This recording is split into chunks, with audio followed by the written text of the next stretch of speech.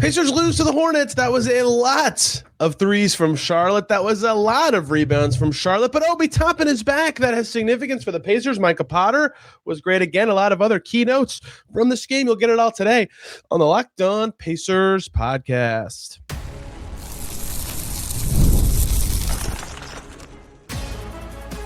You are Locked On Pacers, your daily Indiana Pacers podcast, part of the Locked On Podcast Network.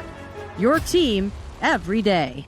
What's up, everybody? Happy Friday. Congrats. You made it through the weekend. Welcome into another edition of the Locked On Pacers podcast, where we, of course, talk about the Indiana Pacers. As always, my name's Tony East. I cover the team for Forbes and Circle City Spin. And today, the Pacers lose to the Hornets. I actually don't think they defended as poorly as the score suggests, but they get buried by an absolute avalanche of threes. They get smoked on the glass after the first quarter ended. And Obi Toppin is back. He starts the game. He plays 8.5 minutes. That has major consequence for this season and well beyond this season as he gets on the court for the fourth time this season. Micah Potter was very good again. A lot of other players did some good and bad things in this game that deserve a lot of talking about. And that is where the Pacers season is right now. And of course, the Pacers smile as they see elsewhere the Kings win over the Mavs. The Pelicans win over the Jazz. Those two teams play again Saturday. A lot for the Pacers to think about. Okay, we start with Charlotte. Every time the Pacers play the Hornets, I think of National Treasure when they find the ship at the beginning, and he's like, I don't know if I ever would have found the Charlotte. And then at the end, he's stuck in the church basement. He's like, is it that simple? The secret lies with Charlotte. He puts the thing in the hole. Anyway, the Hornets made just a trillion threes in this game. They're great. Their starters are great shooters, and they all showed why in this game. 22 made threes to the Hornets. I don't want to bury the lead too much. We'll get there in just a moment. They're on fire. That's the most the Pacers have allowed in a game this season by a little bit. Their previous high was 20 that they gave up two times against Boston and Milwaukee. They lost both of those games. Like, you give up that many threes, you very often just lose, for better or worse, which was interesting because early, Pacers looked great to start this game. Showtime plays a sick move from Toppin to get Shepard the ball for an and one. Jay Huff, it's like a spinning floater. Obi Toppin drives off a Jay Huff screen and scores. Jarris Walker scores a transition dunk. Whoa! Here come the Pacers. They're up big. The Hornets are taking a timeout. And then the Hornets go on a 17-6 run in 2.5 minutes. And every time in these early games of late, the Pacers make a sub, the game just flips. But it was a crazy first quarter. And I actually felt after the first quarter, like this has been a theme for the Pacers really the last three games, or after the first quarter they're winning and then the game gets away from them. This game, which is ironic because they got smoked, I actually felt as the first quarter like the best about the way the Pacers were playing, because at the time I thought, the Hornets are a little warm. They'll cool off and the Pacers will, have a chance to be in this one. No, the Hornets did not cool off at all. The Hornets made 11 threes 15 minutes into the game, right? And so I have done a lot of, the defense recently for the Pacers. They gave up 80 billion points in the paint to the Sixers. They gave up 78 points in the paint to the Wizards, for Pete's sake. Like, they have not defended well of late. I didn't actually think their defense was as bad in this game as the score suggested, or as it even was in recent games. Don't get me wrong. The Hornets were driving somewhat easily to the basket. Like, you don't create open threes without having some level of rim pressure, or at least decent ball movement. But of course, their assist number is inflated by making a lot of jump shots. But the one that will stick in my head for a long time is Grant Williams in the second quarter hit this three that I was just like, oh man, it's just the Hornets night. Heavily contested pretty early in the possession, and he had just made one, to his credit, right before that. But when he hit that one, I thought, okay, never mind. My initial reaction from the first quarter that maybe the Pacers, their process will be better enough for it to go well, that was over at that point. And the second quarter was a mess. The Hornets scored 40 in the third and just ran away with it. They could not miss, and even well-defended threes. Brandon Miller was heat-checking his butt off in the third quarter. It was awesome. Him and Micah Potter, we'll get to this in a second, were trading threes. That's a real thing that happened in an NBA game in 2026. Brandon Miller and Micah Potter, for 7 straight plays, traded threes. It was sick, but Brandon Miller couldn't miss. Even when he was heavily contested, he took a DP check that eventually ended it.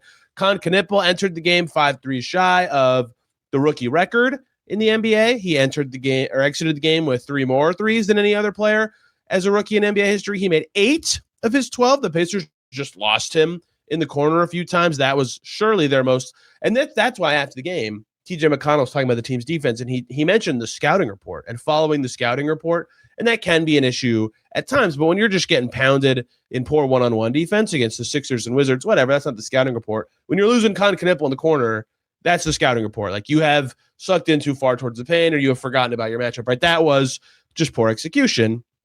And so that was the core reason the Pacers lost the game, is the Hornets just buried everything, right?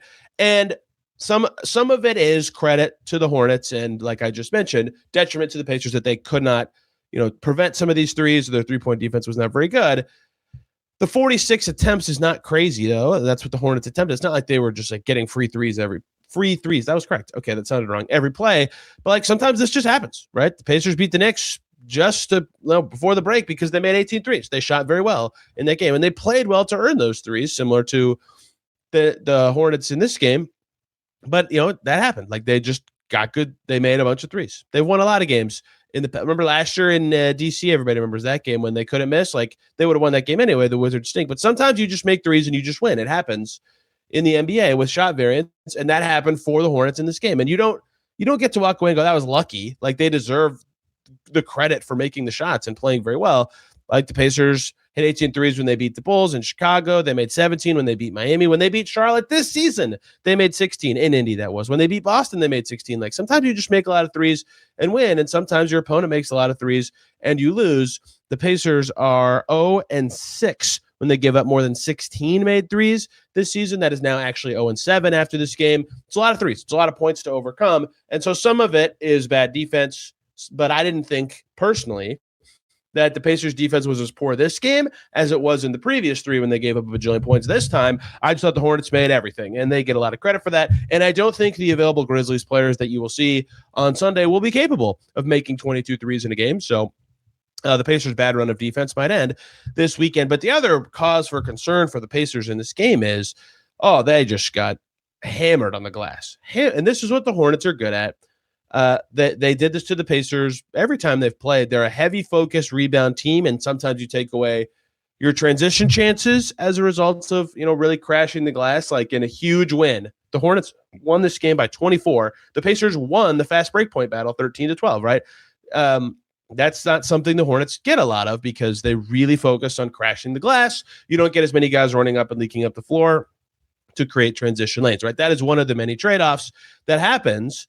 You don't get as many points off turnovers, things of that nature, because of the way your defense is structured and what you're taking away. But you get a lot more chances, and they did in this game. 46 rebounds for the Hornets to just 37 for the Pacers, and the Pacers actually got more offensive rebounds, but the Hornets shot it so well that they had more chances at defensive rebounds, and they cleaned up 35-25 getting those chances. So because it wasn't offensive rebounds, the Hornets didn't have that many more possessions, but it was a massive factor that the Pacers, who were hitting the offensive glass pretty hard themselves, right? Multiple guys with multiple rebounds was not enough to swing the possession battle at all, especially because they won the turnover battle. And this has been a problem for them against all sorts of teams that are really good on the glass. Houston, both times they played them, rebounding won Houston the game, or was a primary reason Houston won the game. San Antonio's the same way. San Antonio's awesome on the boards. They have the top defensive rebound rate in the league. The Pacers play the Spurs, and they get destroyed on the glass, and a lot of other things go wrong, but that was like a core reason they lost. The Hornets are very good on the boards. They're very principled in that way. Diabate's a beast. He had 11. Brandon Miller was crashing hard. He had 7. A lot of other guys stepped up on the glass. They had a ton of guys with multiple boards. It's a team thing, and the Pacers got beat bad in that way. That is one thing of concern, I think, for especially Jay Huff, but the Pacers front court in general. Is they have just not been a good rebounding team all year, and they have their answer to that sitting on the bench in Ivica Zubac. So it's not of like major concern because they don't have the guy who should help with that. But of course, same thing I've been saying with the defense of late. You'd hope to see better even from the guys playing. They lose by 24. And I had to crash out for a minute before we talk about Obi Toppin. Oh, I hate crashing out. I'm sorry. Look, I am aware of the Pacers' goals with their record, right? I said this after they played the Wizards in the first game, like that you could just see it. There's been a lot of obvious decisions where they're playing into development and they're young guys. And if they lose, they lose. It's not as big of a deal. If anything, it's a good thing, right? I'm not naive to that, right? I assumed it was so obvious that I don't have to say that every 20 seconds when I talk about how bad the Pacers are defending. I've gotten an unbelievable, like a dozen plus on multiple platform comments of like, of course they're defending bad. They're tanking. It doesn't matter. Yeah, okay, hold on. first of all, if your point is that, of course, their defense is bad, they're tanking, then what is supposed to be evaluated about the young guys who are playing? Nothing. Like, it matters that they're defending poorly, both for this season and for future seasons, that they're going to get chances or being a part of the future core. And if the answer is nothing, right? If you're not evaluating anything, then the issue should not be that you think I'm talking about defense. Your issue should be that players are playing, that being evaluated doesn't matter at all. And some of you would say that's true. Like, some of you probably think Andrew Nembhard should be playing 0 minutes and lots of other guys should be playing 0 minutes. And that's like a reasonable landing point of hope. I don't think that's going to happen, but I understand at least why that thought would cross somebody's mind. But there is legitimate value in assessing, especially for guys who are fighting for rotation spots or a spot on the team at all next year. How do they play? With Nembhard, with the best players on the Pacers, or within their style. It's harder to play your style without your guys. I'm aware of their goals. It's still bad when things go bad in an NBA game, believe it or not, even if it happens in a situation where, like, yes, it's okay that they lost the game. That feels like a very, like, seeing the thing right in front of your face and not the entire situation going on. Anyway, I'm been so annoyed by those comments. I obviously understand it's not a big deal for them to lose, if anything, encouraged. Players still need to play better. Like, the whole point of this part of the season is evaluating these guys. And if evaluating guys makes you mad, this podcast might not be for you. Okay, let's continue. Obi Toppin is back. How about that? Good news for the Pacers to see him back on the floor. He started the game, but only played 8.5 minutes. Didn't even play in the second half. But that matters a great deal. One, to see him playing and get him back out there. But two, for lots of other reasons for the Pacers, of which we're going to talk about in just a second here on Locked On Pacers. But first, everybody, we got to talk about DoorDash. The season's heating up, and DoorDash has a way to keep fans in their bag the whole way through. Whether you're watching the highlight, the tunnel fits, or just your favorite player, DoorDash makes the entire season more fun because every player has their bag. With DoorDash, fans have one too. DoorDash keeps your snacks stocked, your gear fresh, and your watch party vibes absolutely on point. There are nights when your team stresses you out. Let DoorDash become your post-game therapy. Sometimes you just need dessert right now. Those late night interviews hit, and suddenly you need chips at midnight. DoorDash is built for exactly that. If the group chat says pull up, DoorDash, make sure you show up prepared. You'll have snacks, you'll have cups, you'll have a phone charger for that friend you have that always is at 2% battery. So from tip off to overtime, stay in your bag and order on DoorDash. Get snacks, get drinks, get gear, whatever gets you through the season, delivered right to your door on DoorDash, in your bag all season long. Back here on Locked On Pacers, thanks for making us your first listen today and every single day. Make Locked On Hornets your second listen. I'll tell you about a legitimately good team now. The Hornets are good. Yes, they are. And how they made a bajillion threes. And Con Knipple is the best rookie shooter of all time. And join the Everydayer Club. Get Locked On Pacers ad-free with the Everydayer Club, plus members-only Discord access. You can join at the URL in the description, lockedonpodcast.com/everydayer. Okay, Obi Toppin is back. The primary what happened in the game story from the game, although it did happen in the game. He's back on the floor. Big deal. A massive minutes restriction. He missed 56 games. I knew it was a long time. He hadn't played since October 27th, 26th. I can't remember the exact day. I know that that's a long time ago. But in my head, I saw 56 and I was like, whoa. It's very rare that a guy has that length of absence within one season. It's hard to get hurt early enough for that to even be possible, but it is. So obviously that long of an absence. And remember, he obviously has been out long enough that any muscle injuries or ailments he was dealing with would be healed, but he had a hamstring injury that got him out of that game in Minnesota. He said that they tested for that. They did the scan for that. And that's when they discovered the crack in his bone that led to, the healing, being required for the foot. All this to say, a lot of grace is going to be required. I doubt he ever touches 25 minutes in a game the rest of the season. Honestly, 20 might be the high water mark for any game the rest of the way at all. He played 8.5 in this one, 2 stints, one in the first quarter, one in the second. There's not really a point to him playing a lot more than that anyway, right? Everybody knows he's good. He fits better on the Pacers than literally any other team in the league. But there is still purpose to him playing. One is getting him back out there, getting him up to speed with what's going on. They're slightly, every team is going to, now they have Zubats. They're going to, especially when Zoo returns, have to tweak their style or their core values, but just slightly tweak the way they play or what they're looking for on certain actions or emphases just to keep him involved and make him as effective as possible, as you do anytime you acquire, another really good player. The Pacers had to work in Siakam, and it was not pretty, for the first couple of games of that process, if people remember back at that time. So when that happens, Obi Toppin playing with Pascal Siakam, very important, right? That will matter for next year. That might look good at times this year. We'll see. Obi didn't do a whole lot in this game, but it was his first game in 56 games. I have very little care for how specifically well he played in this game. But that is, I think, what Obi Toppin's return signals. First of all, here's what he did.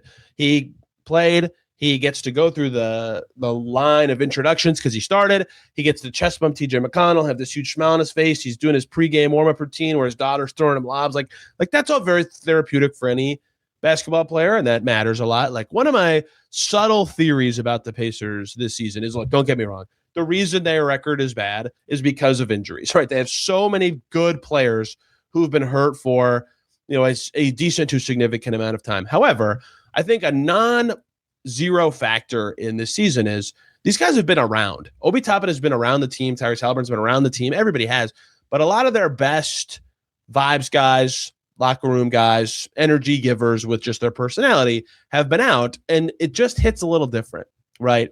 Sometimes they're not at the game. Sometimes they're not in the same setting as you. And so not having Toppin and Haliburton, and even Quentin Jackson for times, James Johnson is gone, other guys have been hurt, right? That has hurt. And so having Obi back and having that spirit back, that's contagious. And you saw that as he got introduced, he gets in there, he gets a rebound, takes it off the rim in the first play, pushes across half court. The ball eventually gets back to him on the right side. He dribbles into the lane around a screen from Jay Huff, and he scores. How about that? He missed all of his threes. He's 3 for 20 from 3 this season. That's very bad. It's a very small sample. But he had 2 boards, 1 assist, 1 steal, 3 points. Like I said, I don't necessarily care about the specifics of his performance because of how long that he's been out, but he did do some Obi Toppin things. He was moving fine. If his athleticism is where it was pre-injury, great. He'll be of very much service for the Pacers next year. Perhaps they're backup 5, certainly they're backup 4, perhaps both, right? He's just good. Obi Toppin's very good. If he'd have to struggle mightily down the stretch for me to be like, that's not good for next year. And there's going to be a lot of games where I'm like, I don't really care about his eval yet. Like, until he's playing 10 to 15 minutes over and over again and in consecutive games, I don't have a ton of thought on all that. But here's what matters about Obi Toppin returning. Right? Obviously, I mentioned part of this already. He has played, entering this game, 0 minutes with Kobe Brown. And I don't know how much they played together in this game. But Kobe Brown might not be on the team next year, but that's something to look at. What if it looks good? That's 2 decent rebounders, right, for their position. He has played, obviously, 0 minutes with Ivica Zubac. That's not possible yet, but at some point it will be. Those are 2 of critical importance, like the 2 of their top 3 front-court players next season, right? Can they play together? What does it look like when they play together? What needs to be around them for them to be as good as possible? They're probably not going to play more than somewhere between 5 and 10 games together the rest of the season, but you learn something that might matter to your offseason decision-making, right? Obi Toppin and Jay Huff, who were both on the team in camp and started the season 20 minutes together, 20 minutes entering this game. They played a little bit together, obviously, in this one because Jay Huff also started, right? That might be the Pacers backup 4 or 5 next year. That matters a great deal to know how they fit together, right? I talked about the McConnell-Huff pairing in DC. Here's Toppin Huff. Let's see it. This could have some spacing. This could be awesome. This could be some hilarious dunk factory stuff. The defense may be good, maybe not. And sneakily coming up the ladder of the front court group, playing well. What does Toppin and Potter look like, right? Toppin's never played with Cam Jones maybe he's played a little with Cam Jones. Never with Micah Potter, never with Ethan Thompson. You get the gist, right? He only played the first half of this game. It's hard to spread out his minutes with all these guys. That is, to me, the biggest boon the Pacers will get from Obi Toppin being able to return during this season. And that was already stated by Chad Buchanan as the plan, is he can get some feet under him reps with other guys, right? Zubac, when he'll play, it'll all be about him learning the Pacers system, learning the style, learning the verbiage, all the stuff, right? It's going to be way different from how they played and how he played, with the Clippers. That is all just style. He could do that. In theory, you wanted him to do it with the best guys, but you could do that with any other 4 players. Toppin, to me, is about playing with specific guys. The primary goal should be the guys that he'll be playing with next year. So Toppin Huff, maybe Toppin Potter, Toppin Zubac when that's a thing that's possible. Toppin and Jarris Walker have not played they've played together a significant amount, but not a super significant amount. It's possible that's the 3-4 for the Pacers bench next year, depending on draft lottery things, right? So this all matters a great deal. I think everybody understands that, but seeing it in this game and running back through the numbers of how little he played this year and how little his chances have been with some of these guys, and there's obviously new players on the team, and every team is always changing the way they play, having him back matters for this year, for those reasons, and of course, for next year when the Pacers are going to try to hit the ground running and try to win. He fits their style very well. If he can play well next year, that's great. He's a very good player. He was among their best players in the entire playoffs last year. And there is so much more to get to. Micah Potter was great again. He couldn't miss. Jarris Walker did some fun stuff. Some miserable stuff happened as well. We got to get to all of it coming up here on Locked On Pacers. But first, everybody, let's talk about two great groups of people. First up is 5-Hour Energy. Welcome to the 5-Hour Energy Flavor Draft. 18 different flavors to choose from, including new options like confetti craze, fruity rainbow, or cotton candy. There's something for everybody. The board is set. The flavors are ready. And many people have different number one picks of the 5-Hour Energy Flavor Draft. I keep talking about cherry. That's going to be the one for me. Bold cherry, candy style flavor, sweet with a light tart edge, classic red fruit profile, bright, punchy taste, smooth and easy to recognize. 5-Hour Energy is helpful for your day. Lots of other good ones. Strawberry banana, Hawaiian breeze, sour apple. I would like all of these, given my desires and taste. And 5-Hour Energy shots give you a boost with zero sugar. All these planned new flavors are coming and coming your way. You can find your favorite flavor of 5-Hour Energy shots available online at 5hourenergy.com or on Amazon. Let's also talk about game time. There's nothing like being in an NBA arena. The crowd, the energy, the moments, fans standing up to cheer for Obi Toppin. Getting tickets, though, that part has always not been as simple. That's why Game Time has become the go-to app for scoring tickets fast without the hassle. It puts the advantage back where it belongs with the fans. Pull up the Game Time app, pick an upcoming NBA game. Boom! You'll have tickets locked within minutes. You can see the all-in price up front. That's awesome. You can see the view from your seat before the arena. Before you get to the arena, so you know where you're going to sit is going to be the right spot for you. They have zone deals in certain sections, so you pick your seats and save. Last minute ticket options. Everything is quick and intuitive and stress-free. So take the guesswork out of buying NBA tickets with Game Time. Download the Game Time app, create an account, use the code LOCKEDON for $20 off your first purchase. That's code LOCKEDON for $20 off. Download the Game Time app today. And remember, it's gametime.co, not .com. We are back here on Locked On Pacers. Thanks for making us your first listen today and every single day. Lots of second listen options, but Pelicans Jazz, 2 in a row for them. They played last night and again on Saturday night. Those games are, of course, critically important for the Pacers as they kind of figure out where to go the rest of the season. Second listen could be either of those teams. I got to put my hand up. The Mavs played the Nets this week. The Mavs won. I said, that's good for the Pacers. And the Grizzlies played the Kings, and the Grizzlies won that game. I thought that's good for the Pacers. And in my head, I'm thinking, like, those teams now have 21 wins, Dallas and Memphis. Like, they're getting farther away. They're making it less likely the Pacers' odds get down to 7th or 8th if they rattle off a few wins or whatever. And a lot of people were like, hey, I think the bad team might have been a better thing for the Pacers to root for. And I thought, I don't know. Like, I actually talked to people and wondered out loud who I thought the Pacers would be rooting for. I was wrong. The Pacers should have been more interested in the Nets winning against Dallas and the Kings winning against the Grizzlies. But they'll be happy to see the Kings did beat the Mavs tonight and the Pelicans did beat the Jazz. I think basically if it's any game between bottom 8 teams, the Pacers want the worst record team to win. I think that's very intuitive when I say it out loud, but for some reason I tied myself into a pretzel initially talking about that. So the Pacers now 1 win behind the Kings for the top spot. Not that it really matters. All the top 3 have the same net effect for the Pacers, given the way their pick protection is now set up, but a healthy 3-win cushion over both the Pelicans and the Jazz in 5-6. Obviously, top 3 is different than 4, but the 4th pick has a 4% difference. It's 48.1%. It's close enough that all the top 4 are basically a coin flip, but that 4% does matter as the Pacers keep going on. So all these games matter. Keep watching them. I talked about this on Monday, talking about all the games between teams in the bottom 8 that's still coming this season. Okay, lots of other stuff from this game. I apologize for ranting. I just had to say, hey, I got something wrong. Okay, Jarris Walker, fun game. He did a lot of interesting stuff. One thing he did that didn't go well is he tried to throw the ball off Knippel out of bounds in the first quarter, and it did not go as planned. But he did. He was like flying early, really moving, a bad turnover. He got caught jumping in the air and just like threw it at the rim. And that's not great. But what I do like that Jarris Walker did a lot of this game is he got to his floater a lot. He took 10 twos and he made 5 of them. I'm like obsessed with Jarris Walker 2-point makes now. He had 7 points and 4 boards in the first quarter. Continued production when the 3 is not falling. That's good news for him. And this floater is the first, I feel like Jarris Walker has a real thing that he's working on or going to inside the arc. That's the next step for him. I've said it a million times. I like seeing that.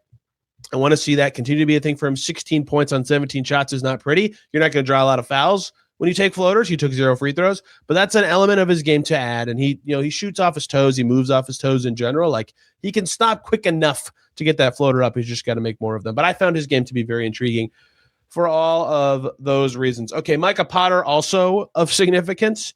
He was balling again, 23 points 2 nights before. That was his career high. Do you think a guy who did not score 20 points once in his first 89 games could get 20 twice in a row? Very close, 19 for Potter. He made 5 threes and 2 and 2 free throws, 4 boards, 2 steals, 19 points. He was +1 in 26 minutes.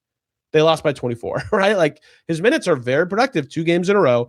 Him and Brandon Miller trading threes was like an out-of-body, hilarious experience to me of a player that everybody considers a great shooter for his position. Brandon Miller can really get the ball through the net. And then a guy who barely was on a roster 2 months ago, he just signed with the Pacers and has proven to be pretty good. Was ripping the nets. It was such a fun, it was like 100 seconds, and they combined for 7 threes. Potter's just playing well. And I'll admit this, I still think, one, the contracts are a part of this. Like, Huff is guaranteed next year, Potter is not. But I still think Huff is the better fitting maybe player, and probably the better player. But it is starting to creep into my mind and wonder, like, could Potter actually be the Pacers backup center next year? Which I probably should pump the brakes and see some more games. But he's played pretty well. He keeps doing things. The mobility and shooting combined just continues to intrigue me. But he was good. Quentin Jackson, I have the same note every game now, so I probably need to just quit saying this. It's boring for people to hear the same thing over and over, but it's another game where I'm like, I haven't really felt Quentin Jackson as much. You look up, he's got 13 points on 9 shots. Like, that's just a solid production for your third or fourth guard or whatever he'll be for the healthy Pacers. We talked about his contract situation after the game. I'll write about that and have a story up about it because he could be converted, and they play one more game before that deadline. And March 1st, their next game is the contract buyout deadline. But Quentin Jackson, shocker, is just good and continues to be just good. And yes, I think his quietness is more that his points are like spread out. He had a kind of flurry in the fourth quarter against Philly, but he's really been like 3 points here, 4 points there. Pacers did a couple things in this game that were interesting. One is their rebounding was miserable. I mentioned that earlier. Like, it was just really rough. Jay Huff in particular, I felt like had some boards where I thought, man, he's got to get, like, that had to be a better rep than it was. He had 4 boards, but only 1 defensive rebound in this game. It was so bad at one point that Carlisle called the timeout and immediately was talking to Huff. I think it was rebounding related. And then immediately after the timeout, Potter and Huff were on the floor. I think that was rebounding related, but I mean, I've talked about Potter playing the 4 as he did a lot with Utah. I want to see how much that can be a thing that happens in the future. Regardless, certainly noteworthy that was a thing. And Potter and Huff on the floor together was only the first of 2 weird combinations. Twice the Pacers went to 3 point guard groups. All 3 of McConnell, Cam Jones, and Quentin Jackson were together at one point, and it was not against a small lineup. It was Kobe White, Josh Green, and Brandon Miller. That's interesting, something to explore. The Pacers were playing from behind, and those guys can create shots. Also, like, hey, if you play a bad lineup in these games, oh no, shoot. But also, they had another one. I think it was Nembhard, Jackson, Jones at one point. Just experimenting. Certainly interesting. I'm going to keep that one, at least in the brain, that they put that up there. Ben Shepherd had a pull-up 3 in transition where Quentin Jackson was wide open behind the play. Should have been an easy basket. They missed him. Quentin Jackson had a thunderous dunk a few plays later, but I don't think Ben Shepherd necessarily played bad. There was a hilarious play where Andrew Nembhard and Josh Green traded comical turnovers, and Ben Shepherd got the easiest basket ever out of it. Shepherd went 5 for 7 on his way to 11 points in this game with 5 rebounds and 3 assists. He was quite productive despite that one play feeling extremely weird. Kobe Brown, really nice and tidy pick and roll pass to Micah Potter. It was not a play that ended in a basket. But I think part of the Kobe Brown story right now, after he had a really great game 2 games ago and then not so great, although he made 50% of his shots in this game and had 5 boards, I don't think he played bad. His misses are just very loud. Right, he misses like badly or like a shot that just looks really goofy. And I think that changes the perception of how a player is shooting, even when they have okay enough numbers. So I don't know what to make of that, if they're just really off shots or goofy looking shots, because he played generally fine in this game. Good rebounding, made half his shots, a nice pick and roll pass.